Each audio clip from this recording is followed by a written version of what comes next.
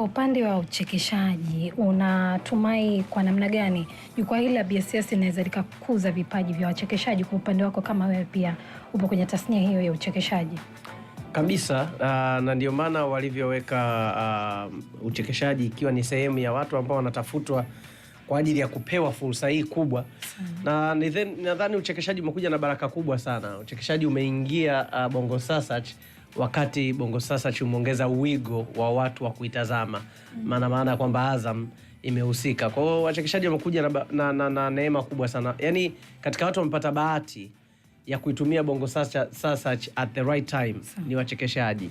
Kwamba mnakuja na watu wanaenda kuwatazama lililokuwa lengo halisi la Bongo Sasach, kwamba limpe mtu platform atazamwe na dunia, alafu wataamua. Najua mimi nasisitiza sana majaji huwa ni au watazamaji. Sisi ni wawakilishi wao watazamaji. Watazamaji wakisha kutazama wenyewe watachuja, wewe unatufaa njoo, wewe utufai baki hapo. Na ndio maana ukishapewa platform ni kazi kwako sasa kuitumia ile platform. Kwa wachekeshaji sasa hivi wigo umekuwa mkubwa sana na ni bahati kubwa sana. Tunazungumzia kesho kutwa na Mtondogozi, ndio Yes.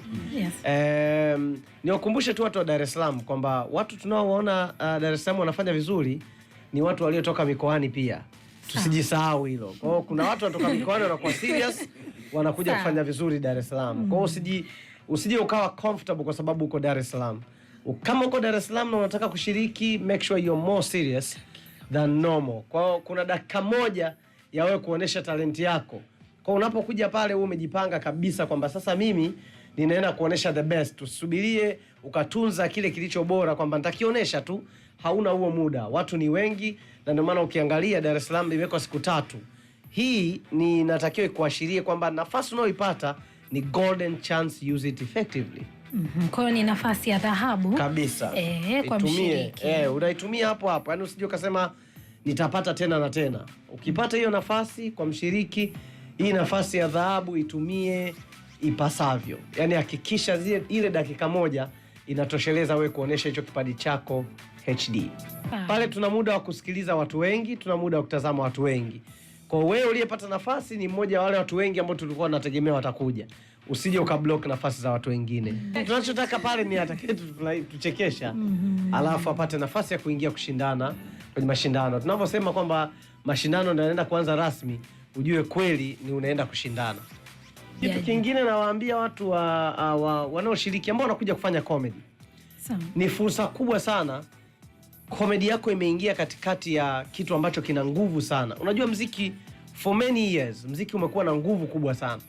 Kwa hiyo hii comedy ikiwa featured kwenye platform ambayo imesaidia wanamuziki wengi kupata nafasi, take that advantage. Kwa mara ya kwanza atokee comedian ambaye atashine kweli kweli kupitia Bongo Sasach. Huyo ni mtu ambaye ata make history for the first time, lakini pia ni nafasi ya kuonesha na talanta yako. Yaani wewe waza kwamba jamani, mamilioni ya Watanzania na watu wa East Africa wanaenda kutazama. Watu wa Dar es Salaam nategemea watakuwa wengi ambao wana vipaji, lakini pia exposure ya comedy Dar es Salaam ni kubwa kuliko mikoa mingine. Kwa mimi naamini comedian wanaokuja kutokea Dar es Salaam ni wanaojua exactly nini wafanye. Hawatakuja kubahatisha. Kwa kama wananisikiliza kesho, mimi natamani kesho wawai, wasisubirie kwa sababu ni siku 3 akasema nitaenda siku ya 3. You never know. When the food is fresh, ina taste nzuri zaidi. Kwa chakula kikiwa fresh kinakuwa kitamu zaidi. FM.